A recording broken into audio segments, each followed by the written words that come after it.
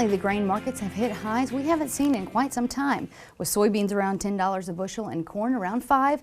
You've got to wonder what's going on. Joining us now for this week's Bottom Line is Neil Melancon. And Neil, is this the start to higher trends for the grains? Nope, and that's all I've got. That's the bottom line. See you guys next week. Okay, thank you very much, Neil Melancon. Well, I'm kidding. I'm going to let you finish. I'm kidding. Thank you for letting me finish. The real bottom line is, if this is, it shouldn't be. If we really lived in a world where the price of grain and the actual amount of grain out there had a direct relationship, beans and corn would be $1 less than where they are right now. It's pretty hard to really wrap your brain around it, but that's what investment speculators do to the market. And we are in a huge bubble in the grains especially, where they are just betting on grain supply and future acreage numbers to be both lower, not one or the other, both. For instance, $10 soybeans are relying on 5% less beans in the supply right now, and not one single more acre than what is currently being projected. That's just one example of how crazy these markets are, and we really haven't even gotten to one real acreage report from the USDA yet. In fact, we won't have any real solid numbers until June. It is certainly true that weather could come in and wreck this year.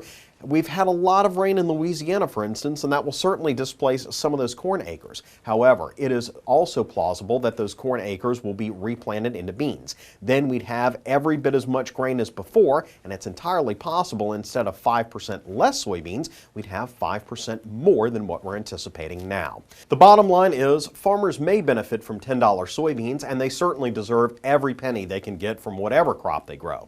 The problem is, as this market crashes, it will crash hard, and farmers who either haven't booked or have more grain to sell will be left short-handed. And Kristen, I know what you're getting ready to tell me. You know, why at $10 soybeans do I want them at $9? And that's not true. I don't want them less. What I want is a more stable market. And the problem is that, next year, let's say we have this huge abundance of grain. The prices are going to crash on farmers. We're down, big time. You go to your bank as a farmer and you say, I'd like to, have 500 more acres and the money for that, and I'm betting on a bubble to happen to bump prices up. What do you think the banks are going to say? And so that's why we've got to have this increased stability. And what I'd really like to see is just all of the spec money just come out of the markets. Well, I'm going to tell you what. Okay. Last week you came in my office and you I said, did. Beans are $10. You need to call Landon. Book them. And tell him to book them. So I not only called Landon, I called his father, and I said, Neil Melancon, the grain wizard, says that you need to book all of your beans. Did they book them?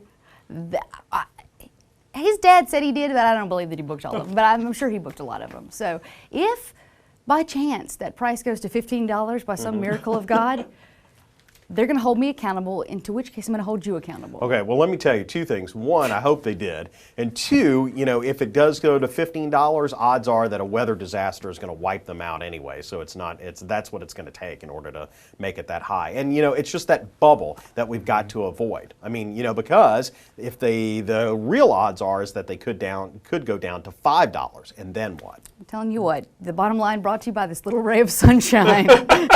Every week. Well, Neil, regardless, I have a life insurance policy on you now. Yeah. Nice knowing you, buddy. Split it between you and Sherry. Thanks a lot, Neil Melancon. Well, that does it for this edition of TWILA. Be sure to join us next week when we take you back to the state capitol, where young farmers and ranchers from across the state see their government in action. Until then, you can watch all of our stories online on our website, twilatv.org, and be sure to like us on Facebook, follow us on Instagram and Twitter. For all of us here at TWILA, thank you for joining us. We hope to see you again right here next week.